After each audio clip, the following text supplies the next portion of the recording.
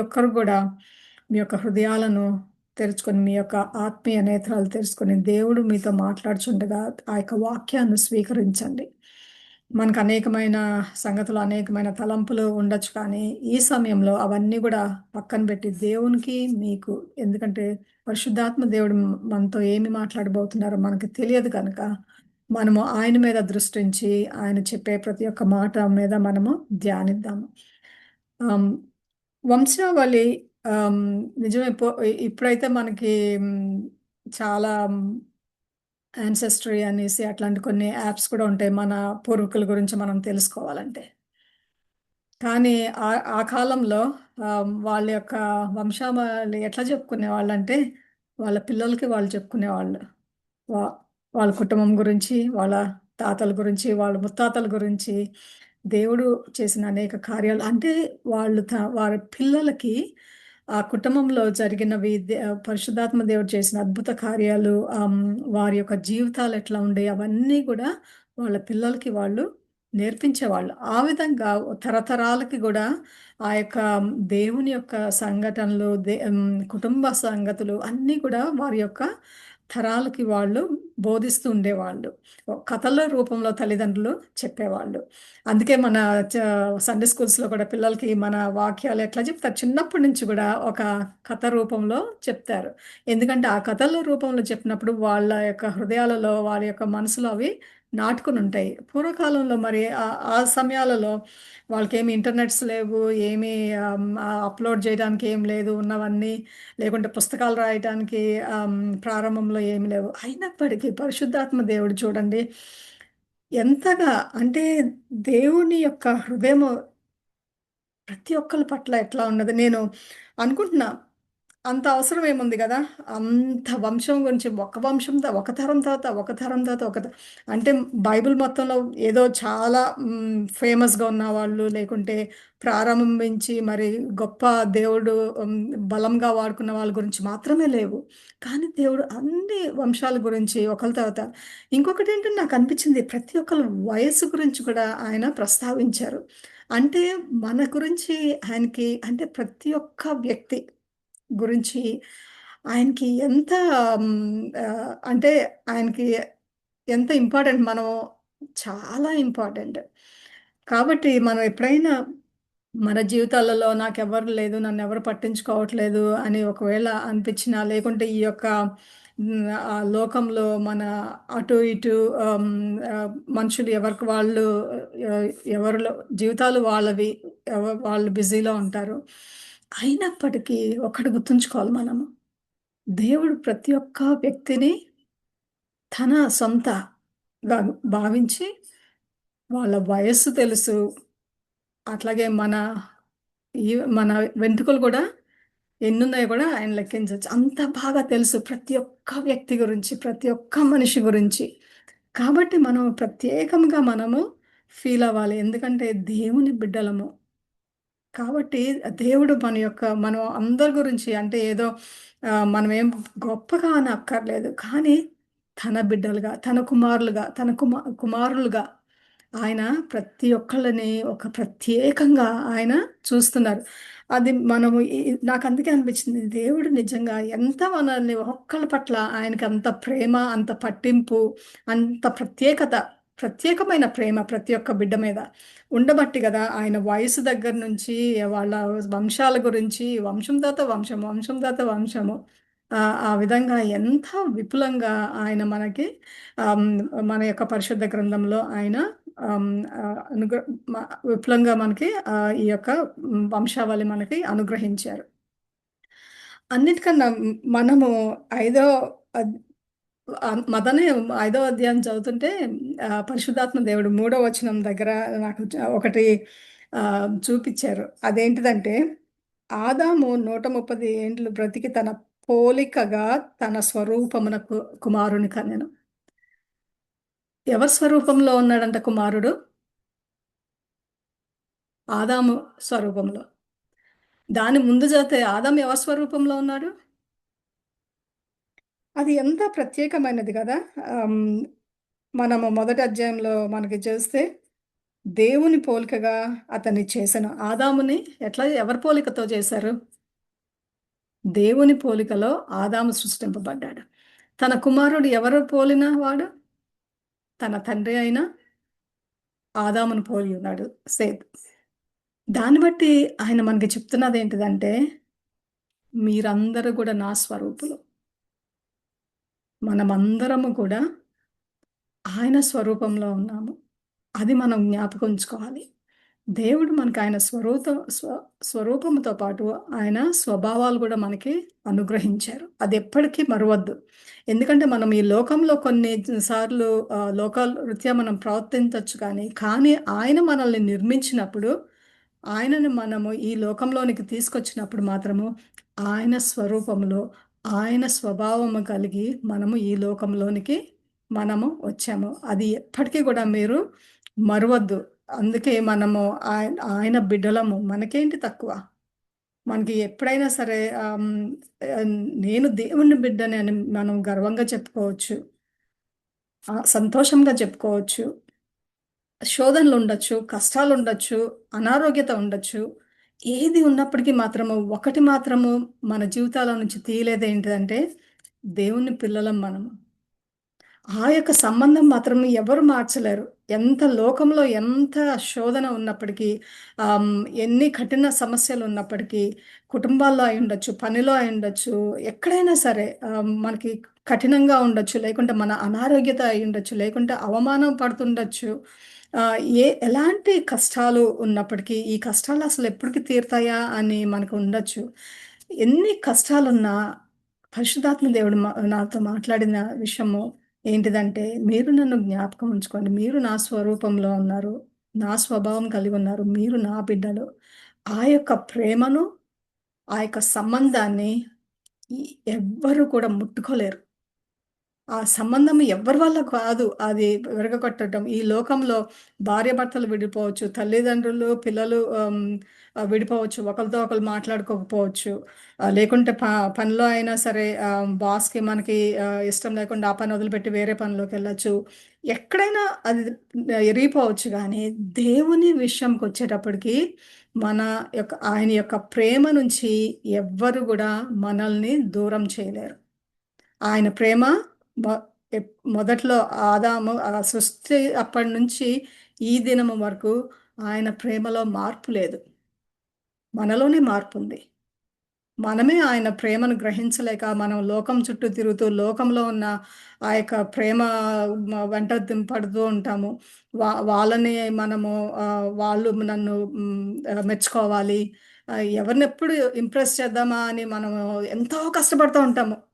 బాస్‌ని ఎట్లా ఇంప్రెస్ జేయాలి? హస్బెండ్‌ని ఎట్లా ఇంప్రెస్ జేయాలి? పిల్లల్ని ఎట్లా ఇంప్రెస్ జేయాలి? అత్తమామల్ని ఎట్లా చేయాలి? అంటే ప్రతి చోట గూడా లేకుంటే సంఘంలో పాస్టర్ గారిని ఎట్లా ఇంప్రెస్ జేయాలి? లేకుంటే సంఘస్థులను ఎట్లా ఇంప్రెస్ జేయాలి? ఎంతసేపు మన పిల్లల దగ్గర నుంచి పెద్దల వరకు, వృద్ధాప్యం వరకు గూడా ఎంతసేపు మనము ఎవరిని మనము ఇంప్రెస్ జేయాలని చాలా తాపత్రయపడతా ఉంటాము. కానీ మనము ఎంతగానో ప్రేమించే మన దేవుని గురించి మాత్రము, ఆయన్ని మనము ఇంప్రెస్ చేయాలని మాత్రం మనం ఎప్పుడు తలంపు మన దగ్గరికి రాదు. కానీ ఆయన ప్రేమ ఆయన ఎంతగా అంటే ఆయన స్వరూపంలో ఇచ్చారు. ఆయన ఊపిరి మనకు అనుగ్రహించారు. ఆయన స్వభావాలు మనకిచ్చారు. అది తరతరాలకి వెళ్తది అని మనం ఈ యొక్క వాక్యం ద్వారా మనకి బయలుపరిచారు. కాబట్టి మనము అది జ్ఞాపకం ఉంచుకొని ఆయన బిడ్డలుగా ప్రవర్తిద్దాము. దేవుడు మనకి ఇచ్చిన ఆ యొక్క ప్రేమను ఇతరులకు పంచుదాము. ఆయన ఇచ్చిన మంచితనాన్ని ఇతరులకి చూపిద్దాం. ఆయన ఏమేమి స్వభావాలు కలిగున్నారో, అలాంటి స్వభావము కలిగి ఉందాము. యేసుక్రీస్తు ప్రభువు మనకి ఈ లోకంలోనికి వచ్చి, అన్నీ వదిలిపెట్టి, ఆ యొక్క పరలోకం నుంచి ఈ యొక్క పాపముతో నిండిన ఈ యొక్క లోకంలోనికొచ్చి, ఆయన కూడా తన యొక్క ప్రేమను, కరుణను ఆయన తన మాట ద్వారా, క్రియల ద్వారా ఆయన మనకి బోధించారు. మనకి నేర్పించారు.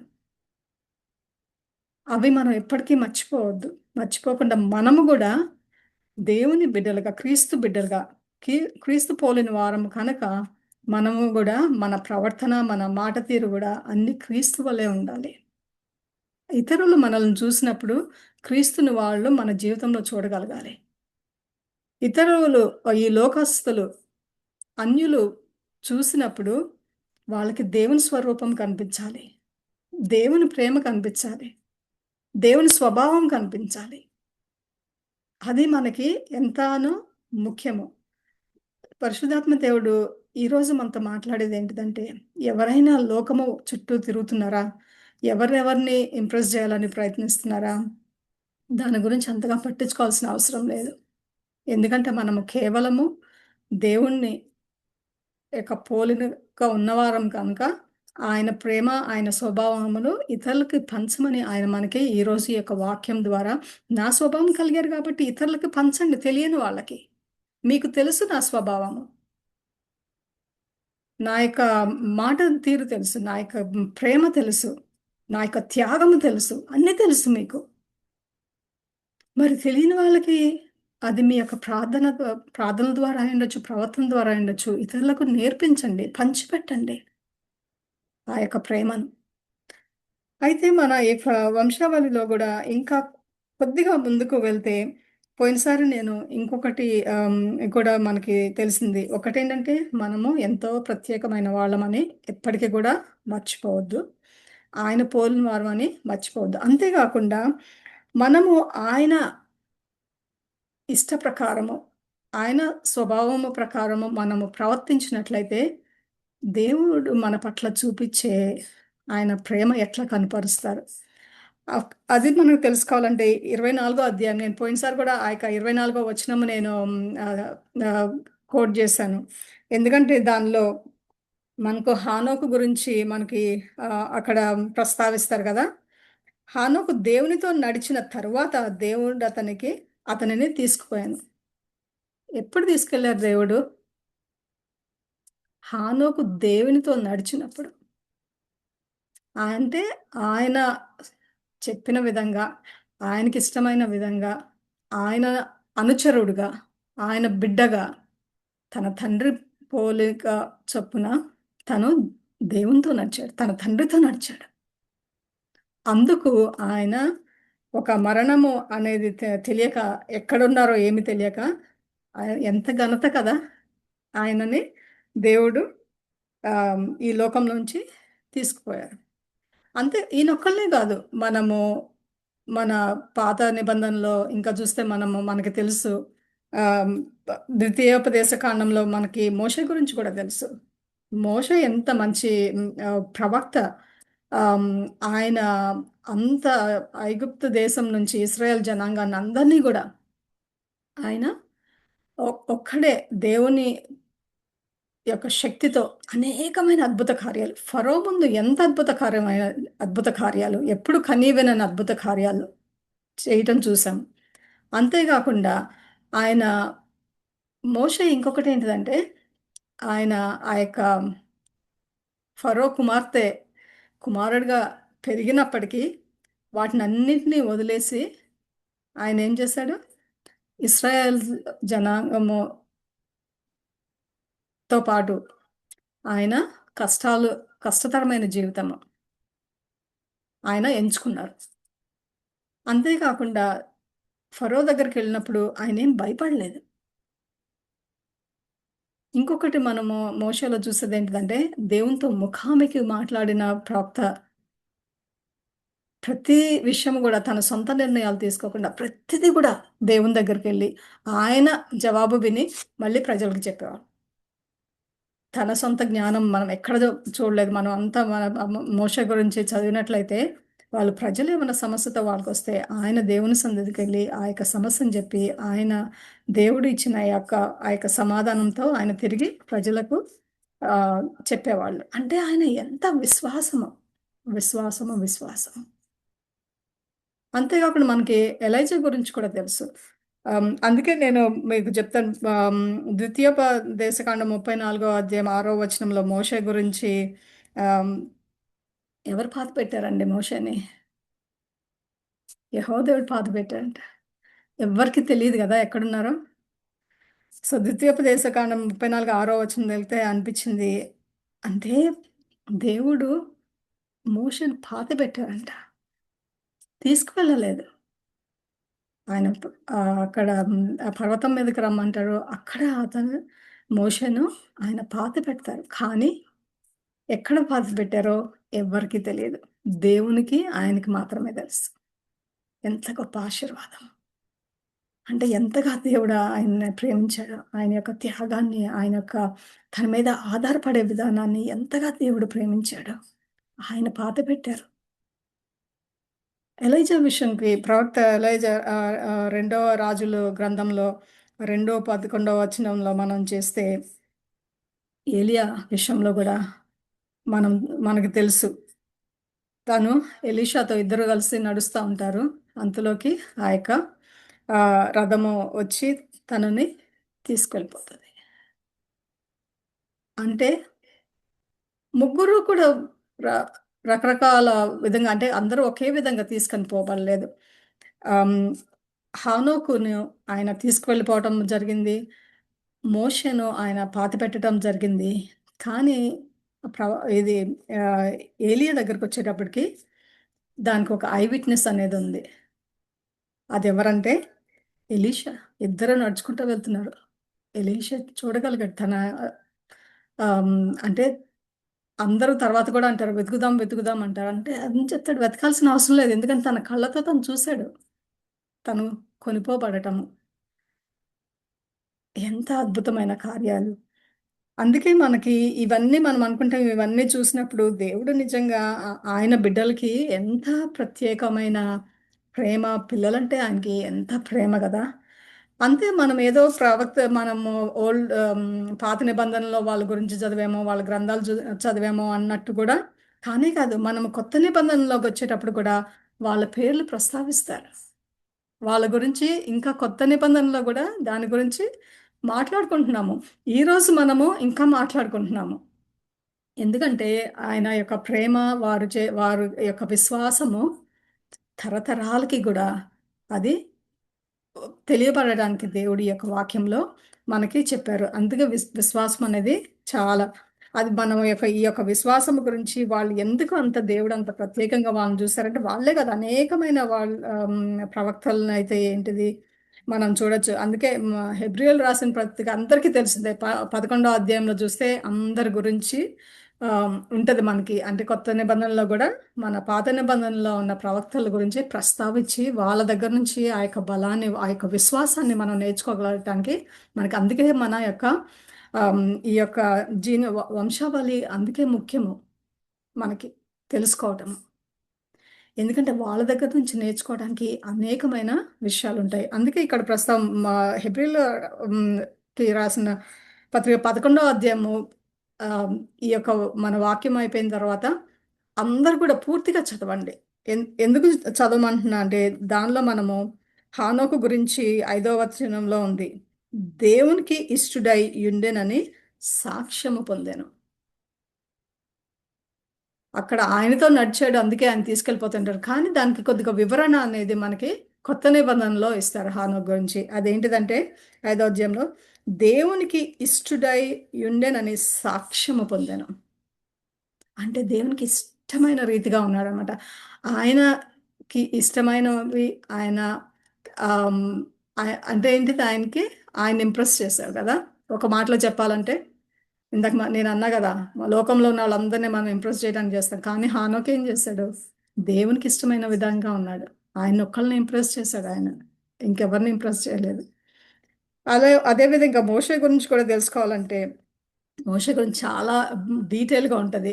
ఎక్కడి నుంచంటే 23 అదే అధ్యాయంలో 11 అధ్యాయంలో హెబ్రీయులకు రాసిన పత్రికలో 23-28 వచనము వరకు ఆయన గురించి చాలా విపులంగా మనకి ఆయన యొక్క విశ్వాసం గురించి, ఆయన ఎంచుకున్న దాని గురించి ఎందుకంటే ఎవరైనా ఫరో అంటే భయపడతారు కదా! కానీ ఆయన భయపడలేదు.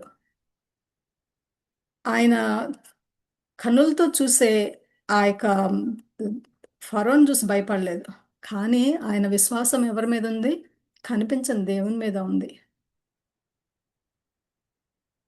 తను ముందు ఈ జీవితంలో నెరవేరలేకపోవచ్చు వాళ్ళకిచ్చిన వాగ్దానాలన్నీ. కానీ అయినప్పటికీ వాళ్ళ విశ్వాసం ఎంత గొప్ప విశ్వాసం అంటే మన పూర్వీకులది. మన వంశావళి మనం ఎలాంటి వంశంలో నుంచి వచ్చామంటే వాళ్ళు ఆ యొక్క విశ్వాసము ఎంత గొప్పది అంటే వాళ్ళు ఈ లోకంలో ఎన్ని కష్టాలొచ్చినా, లేకుంటే ఈ లోకంలో వాళ్ళకేదో గొప్ప గొప్ప మేడలు, మిద్దెలు కట్టాలనేసి చాలా ఫేమస్ అయిపోవాలని అది వాళ్ళ ఉద్దేశం కాదు. కానీ దేవుని విషయంలో దేవుని యొక్క ప్రేమను పొందాలి. ఆయనకి ఇష్టమైన మనుషులుగా వాళ్ళు బ్రతకాలి. తన కుమారులుగా వాళ్ళు బతకాలి. తన కుమార్తెలుగా వాళ్ళు బతకాలని వాళ్ళకొక తాపత్రయం. వారి హృదయంలో ఒక ఆశ. అది ఆ యొక్క ఆశను వాళ్ళ ప్రవర్తన ద్వారా వాళ్ళు చూపించారు. ఎంత కష్టతరమైనా సరే, ఈ లోకంలో జరిగే వాటి గురించి, అధికారుల గురించి భయపడకుండా వాళ్ళ నిర్ణయాలు, వాళ్ళు చేసే ప్రతి ఒక్క కార్యాలు గూడా దేవునికి ఇంపుగా ఉండేటట్టు వాళ్ళు చేశారు.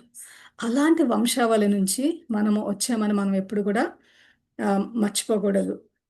మనకి ఈ లోకంలో మనం అనుకున్నయన్నీ కాకపోవచ్చు. నేను ఇంత పని జేస్తాను, దేవునికి ఇన్ని కార్యాలు జేస్తాను, ఇన్నిన్ని డొనేషన్‌లిస్తాను, ఇంతమంది పేదలకు నేను సహాయం జేస్తాను. ఆహ్, ఆహ్, క అంటే మనంతా ఎట్లా ఉంటదంటే, మనం లెక్క కట్టుకుంటాం గదా! ఎంతమందికి ఎంత సహాయం జేశాము, లేకుంటే ఎవరికి ఎంతమంది ఆత్మను పొందుకున్నాము, లేకుంటే ఇంటి పక్కనోళ్ళకి ఏం జేశాము, ఇంట్లో ఏం జేశాము, ఇవన్నీ మనము చేసుకొని మనకి ఎంత ఎట్లా ఉంటదంటే అందరిని మెప్పించాం గాబట్టి, మనం ఏదో ఒక అకాంప్లిష్‌మెంట్ ఉంది మన జీవితంలో అనిపిస్తది. కానీ ఈ లోకంలో గాదు మనం చూడాల్సింది. మనము వెళ్ళే చోటకి, మన పరలోకం గురించి. మనము యేసయ్య దగ్గరికి వెళ్ళినప్పుడు, ఆ యొక్క స్థానంలో మనము ఆయ్ పరలోకంలో స్థానం పొందుకోవటం కోసము, ఆయన పోలిన వారలే ఉండి, ఆయనకిష్టమైన రీతిగా మనం ఉండాలని మనకి ఈ యొక్క వాక్యము బోధిస్తుంది. కాబట్టి మన జీవితంలో ఎవరైనా ఈరోజు ఈ యొక్క వాక్యం ఎవరికో తెలీదు గానీ, ఎవరైతే చాలా కష్టపడతారో ఇతరులని ఇంప్రెస్ జేయాలని, వాళ్ళకి పరిశుద్ధాత్మ దేవుడు చెప్పేదేంటిదంటే, మీరు నా బిడ్డలు. నా ప్రేమ నుంచి ఎవ్వరు గూడా దూరం చేయలేరు. కాబట్టి నా ప్రేమను పొందుకోండి. నాతో ఉండండి. ఎంత కష్టమైనా సరే నా సన్నిధికి రండి. నాతో సమయం గడపండి. నా నుంచి శక్తి పొందండి. నా నుంచి ధైర్యం తెచ్చుకోండి. ఎప్పుడు గూడా ఒంటరితనంగా మీరు మేమొక్కళ్ళమే ఉన్నామని ఎప్పుడు అనుకోవద్దు. ఎందుకంటే నా పిల్లలు మీరు. నా ప్రేమ నిత్యము మీ మీదుంటది. నా యొక్క ఆదరణ, నా యొక్క ప్రొటెక్షన్ ఎప్పటికి గూడా మీ మీద ఉంటది. కాబట్టి ధైర్యంగా ఉండండి. ఆ యొక్క వంశావళిలో చూసాము దేవుని యొక్క ఫేవర్ ఎట్లా ఉంది అందరి మీద. మన ఎంత గొప్ప వంశావళి మనది. దేవుని స్వరూపంలో పుట్టడం కాకుండా తరతరాలు, తరతరాలు ఎన్నో తరాలు మనం చూసాము. అన్నిట్లో కూడా దేవుని యొక్క ప్రేమ ఎప్పుడు గూడా తక్కువ కాలేదు. ఆయన ఒకే విధంగా ప్రేమిస్తారు. నిన్న ఎట్లా ప్రేమించారో, సృష్టి అప్పుడు ఆదాముని ఎంతగా ప్రేమించారో, తర్వాత ప్రవక్తలదేంటి, రాజులేంటి, లేకుంటే మన కొత్త నిబంధనలకొచ్చేటప్పుడు తన శిష్యులేంటి, మనమందరం గూడా ఆయన యొక్క బిడ్డలుగా, ఆయన యొక్క శిష్యులుగా మనకి ఆయన అంటారు గదా! నా నా యొక్క నా వంశావళి అది ఎప్పుడు కూడా మర్చిపోవద్దు. మనం ఎక్కడి నుంచి పుట్టామో, ఎలా పుట్టామో, మన తాతలు, ముత్తాతలు దేవుడు సృష్టించిన అనేకమైన తరములు ఎట్లా ఉన్నాయని ఎప్పుడు కూడా జ్ఞాపకం ఉంచుకొని, మనము ధైర్యం తెచ్చుకొని దాని దగ్గర నుంచి మన యొక్క ఎప్పుడు కూడా మన తలంపు మనం చేసే ప్రతి ఒక్క తలంపు, మన యొక్క మాట, మన యొక్క నడవడి, మన యొక్క కార్యాలు అన్నీ ఎట్లా ఉండాలంటే దేవుని పోలిన ఆయనకి ఇష్టతరంగా, ఆయనల్ని మనం సంతోషపరిచే విధంగా, ఆయనకిష్టులుగా ఉండాలనేది దేవుని కోరిక. అది పరిశుద్ధాత్మ దేవుడు చెప్తున్నాడు. అది నా కోరిక. కాబట్టి మీరు అటు ఇటు ప్రాకులాడొద్దు. నా దగ్గరికి రండి. నేను మీకు విశ్రాంతినిస్తాను. నా దగ్గరికి రండి. నేను మీకు ఆ యొక్క శాంతిననేది ఇస్తాను. మీ యొక్క హోప్ అనేది ఎప్పుడు గూడా నా మీద ఉంచుకోనండి.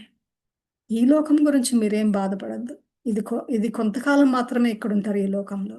కానీ నా దగ్గరికి వచ్చినప్పుడు ఎల్లకాలము అనునిత్యము ఆయన సన్నిధిలో ఉంటాం. కాబట్టి మనము ఇప్పుడు పరిశుద్ధాత్మ దేవుడు ఈరోజు చెప్తున్నదేంటిదంటే, ఈ లోకం గురించి ప్రాకులాడకండి. నా గురించి, నా సన్నిధి గురించి, నాతో సమయం గడపటం గురించి ప్రాకులాడండి అని పరిశుద్ధాత్మ దేవుడు ఈరోజు మనకి ఆహ్, బోధిస్తున్నారు. దేవుడి వాక్యాన్ని దీవించును గాక.